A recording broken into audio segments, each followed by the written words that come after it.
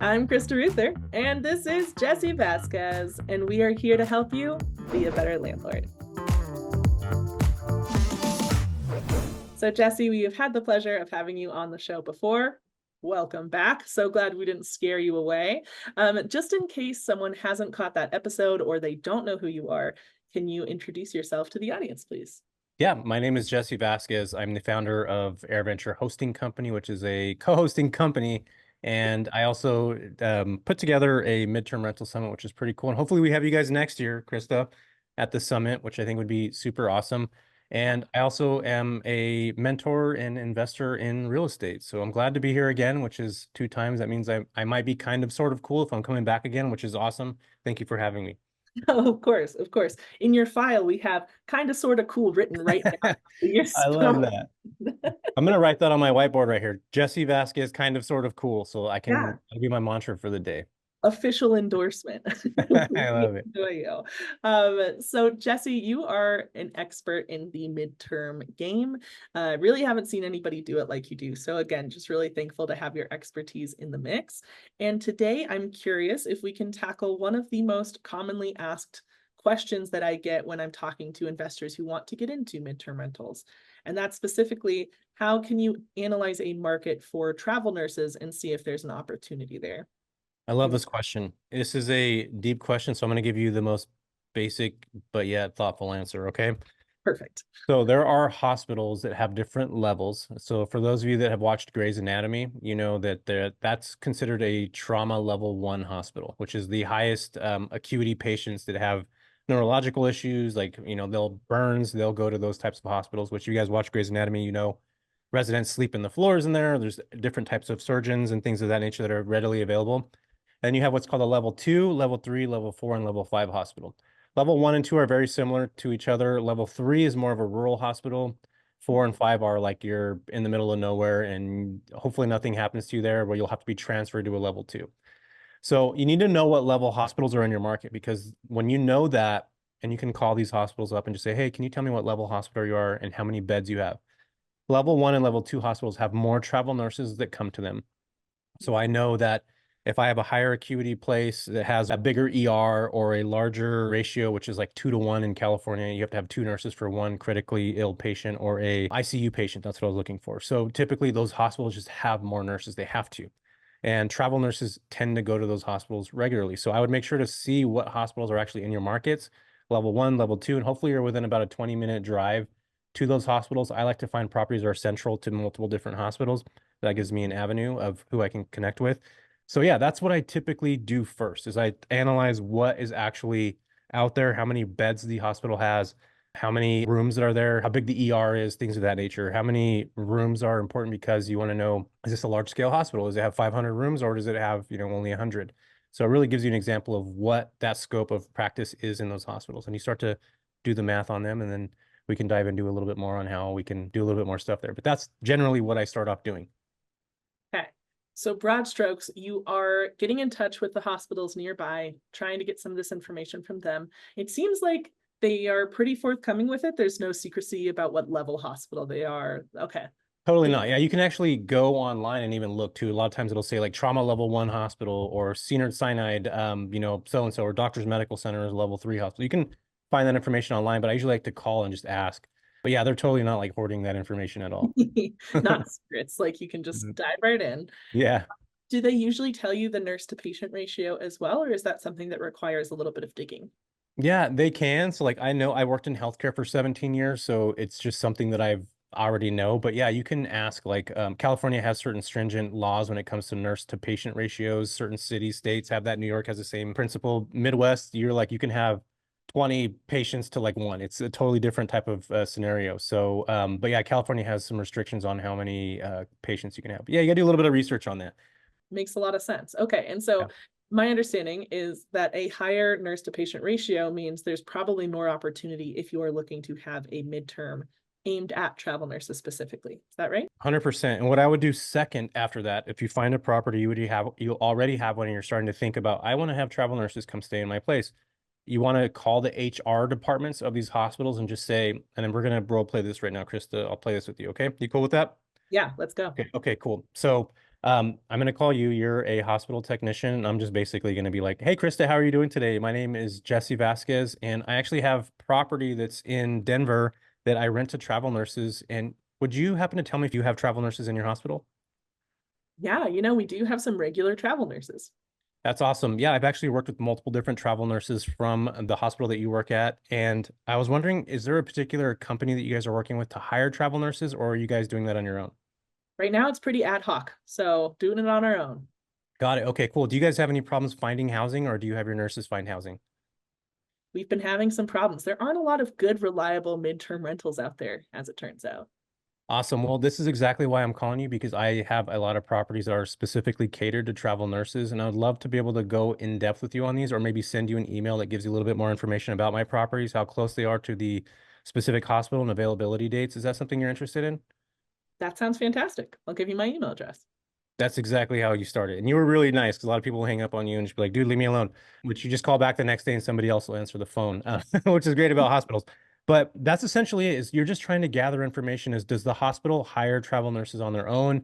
Are they using a ancillary company like AMN Healthcare, which is one of the largest healthcare travel nursing agencies in the US? And if they are, then you can just start to do a little bit of research or call AMN or go on LinkedIn and just type in travel nurse or registered travel nurse or relocation specialist or recruiter for AMN Healthcare Denver, Colorado. And now on LinkedIn, I'll see all these different people that are recruiters, and I would just reach out and find out who the recruiter is in that market and start to build a relationship with them. We talked about it in our last episode how our network is our net worth. Well, I believe relationships are the new currency. So if you could build a relationship with somebody that is fruitful in the sense of I'm helping you, you're helping me, we can make a pretty decent amount of income together, but also we're housing people. We're doing stuff for our community and our environment, which is, I think, is fantastic. Being a landlord that we're able to actually serve our community in that way. So it does actually help you build something significant. What I just said right now, where you guys listened to was it's not rocket science to do that. Yes, it is scary if you're an introverted person, but once you get used to that and you get used to that feeling of actually helping somebody or helping these travel nurses that are coming from the middle of nowhere to come stay in your market, yeah, you're a resource for them. So I think it's important to really recognize that from the beginning and how am I able to solve a problem? And that's exactly what we did in our business is we were able to solve a problem with a travel nurse coming into a market. We actually have a fleet of cars. So a travel nurse can fly into San Francisco, come into Modesto in an Uber. They check into the property, and on the counter is a set of keys, and in the garage is their car that they're actually going to be renting. So Oh, we try to cover every single avenue that a travel nurse would need, and that's what our goal is to help these nurses get everything they need with one company rather than going through like Hertz Rent a Car, going on Airbnb, finding a property, doing all this stuff. So we're essentially helping them minimizing the level of the work that they have to do. We're making it easy for them. Which essentially, when you're able to do that, Krista, you're going to build a business no matter what, because you're making something easy as possible for, a traveler or even a recruiter or whatnot. So yeah, so hopefully that makes sense. oh, it made a A ton lot of of sense. too I much information too fast, huh? No, I am soaking it all in.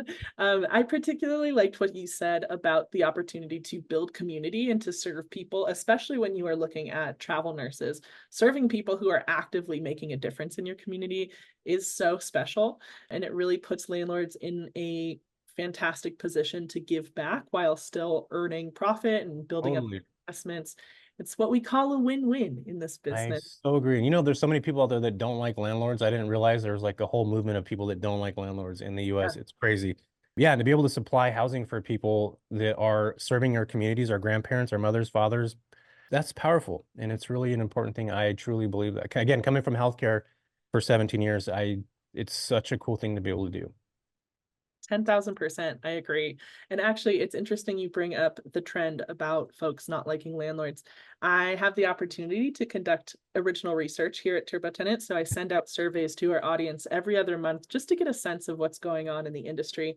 And recently, I started asking landlords about how being a landlord or a housing provider has impacted them and if they feel any level of discomfort with sharing what they do with their peers. Because anecdotally, I have so many folks talk to me and say, Krista, I don't tell anyone I'm a landlord.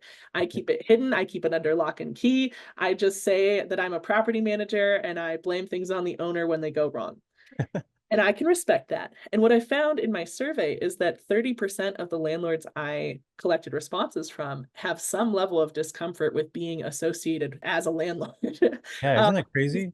it's crazy, it's staggering because really I know there is a significant stigma about landlords, and there are certainly bad actors, the way that there are bad tenants as well. But by Totally. and large, being a landlord and being a housing provider in this landscape means that you have the opportunity to do real good and to make an impact on people's lives, on families' lives, etc. And I think there's so much to lean into that is positive, especially if you're educating yourself, you're staying up to date on your laws, you're taking care of your tenants. There's not a lot to be ashamed of, but people are still struggling with it, which I think is really interesting. Totally agree. And if you get into the Airbnb world, like people even hate Airbnb owners even more, landlords even more. So there's a level of hate that goes down, that trickles down. Landlords get the last part of it, but it's crazy like how far that has become a thing in this nation. It's really unfortunate. But also I agree with you.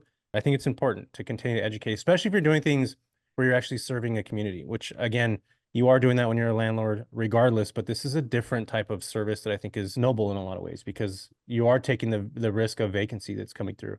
Yes, you're able to make a little bit more money, but you're also taking the risk of vacancy, which can be scary. Super scary, especially when you're not sure what's going on or if you have that mortgage payment coming up. That's why I would highly recommend everyone check out our last episode about how co-hosting can fit into your rental portfolio strategy and help protect your bottom line. In the meantime, you brought up Airbnb, and I'm curious, why midterm rentals over short-term rentals? And is that the case every time for you personally, or how does that work in your own portfolio? Yeah, I actually have a mixture of both short-term and midterm rentals. I like midterm rentals better because there's a lot of cities right now that are allowing short-term rentals, and all of a sudden, 6 months from now, they decide, sorry, no more Airbnb properties or short-term rentals in your market. So if I'm primarily focused on that and I don't have an exit strategy, most people that are buying property today at the interest rates of 7+% are not able to get long-term rental rates, even putting 20% down. So if my Mm. primary focus is I'm only going to short-term rent, and my mortgage is $2,500 and long-term rent on this property might only be $2,200, that's negative $300. So I'm only going to short-term rent. And if that, the city or municipality decides all of a sudden today, Chris, they're like, sorry, you guys can't do that anymore, which happened to me, and I don't have an exit strategy, I am going to be in a really bad position. So I would encourage everybody to think about exit strategies from day one. And midterm rentals offer that solution of you still get the short-term rental income, maybe a little bit less, but you have longer stays, which gives you a little bit more flexibility. And that's what I love about it. And they're still considered long-term tenants because of the 30-day rule in most states. Actually, every state has that rule. But I do believe that you're going to continue to see more people getting in the space because of that specific reason of cities and municipalities banning short-term rentals, which again, I think we're still early on in that, which is happening a lot more often, but still it's going to continue to uptick. I believe you. It's quite frightening, especially when I've talked to several folks who have built their businesses in the short-term rental space. And as you said, overnight, it seems it's like, nope, you can no longer do this.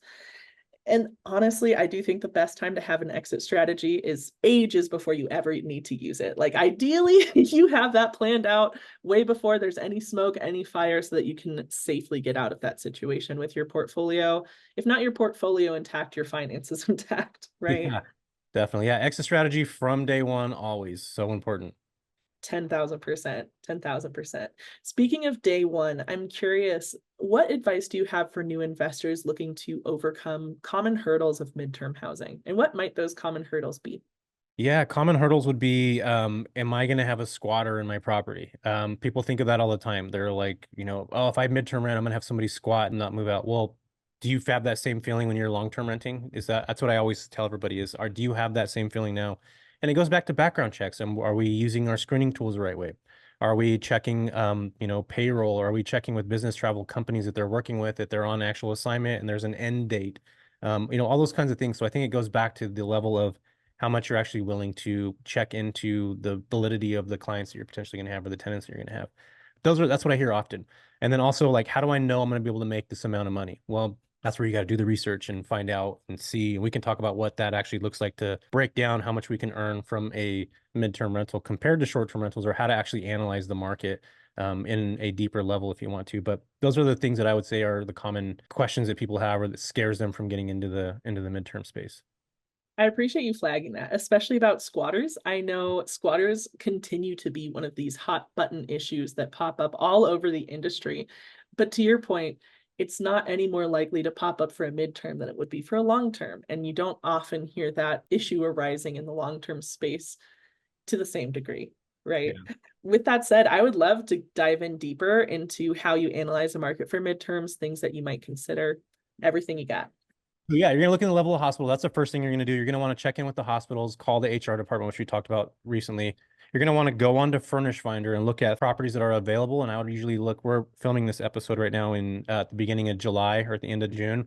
So I would look in a search calendar on Furnish Finder of say like September or October, and just see what the prices are on properties that are available, and find something that's very similar and is a stable comp compared to yours. So if it's a 3-bedroom, 2-bath, mid-century style, and the furniture is, mid-century style, we're just using an example, and they're making 5K a month, there's a likelihood that I'm probably going to be able to do 5K based off of what their properties look like.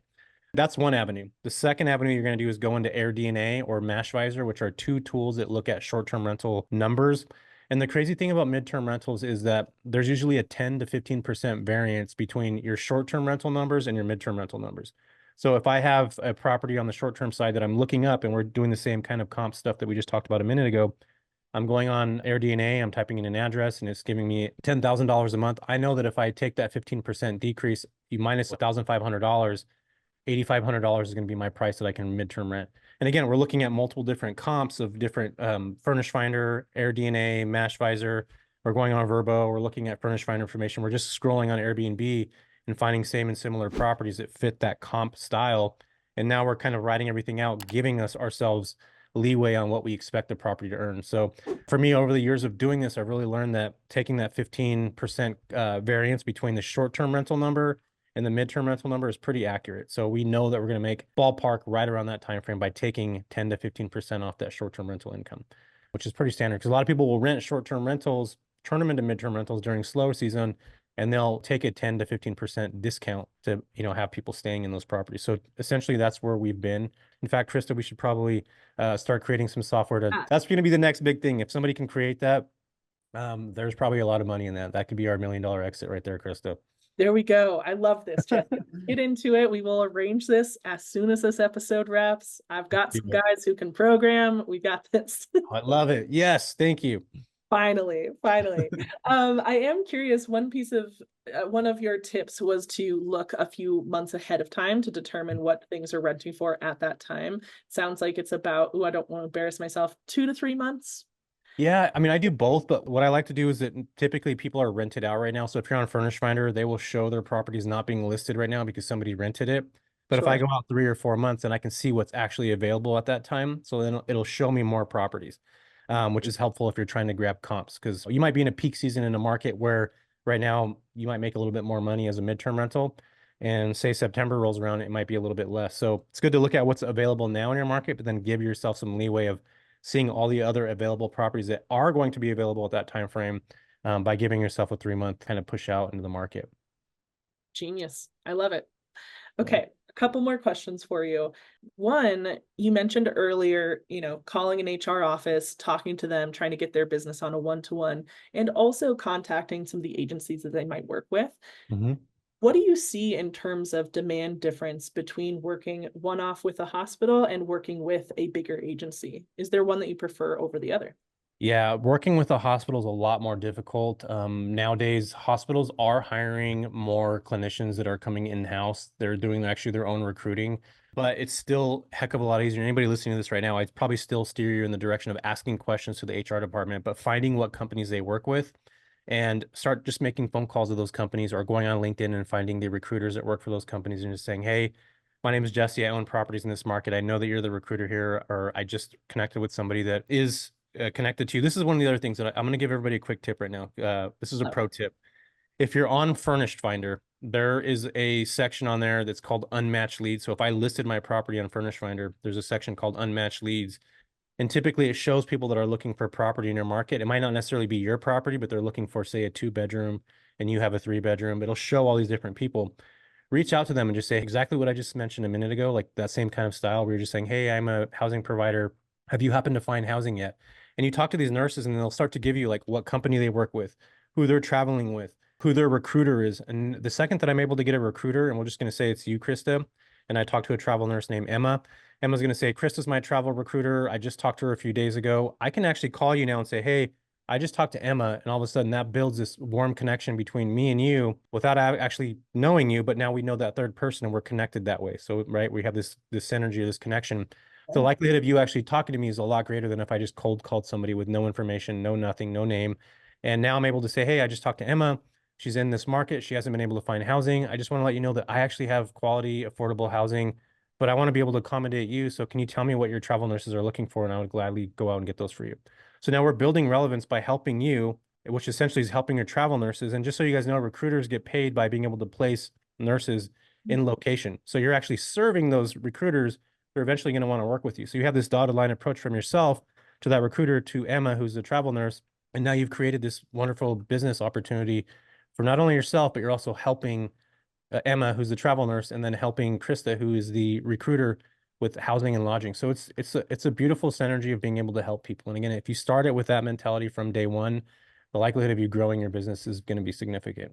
Oh, exponential. I love that. Once again, it comes down to networking and making those connections and being able to get your foot in the door and then really execute on it, which is so exciting. Totally. My last question for you is a bit more personal. I'm curious, you mentioned that you had, what, 17 years of experience in the medical field. Yeah. How has your experience, your previous work experience, better set you up to be the fantastic housing provider that you are now for travel nurses? Can I tell you something, Krista? If Yes. you're listening to this, it Okay. 100% put me in a position to do what I'm doing, which is why I've been so successful at it. I worked in business development, which is a fancy way of saying sales for the healthcare industry. So my job was to go into a hospital. And so if a patient's discharging and they need to have a nurse that goes out or an occupational therapist, I had to become friends with those folks or become a client of theirs. So they would send me referrals so that I would get those clients.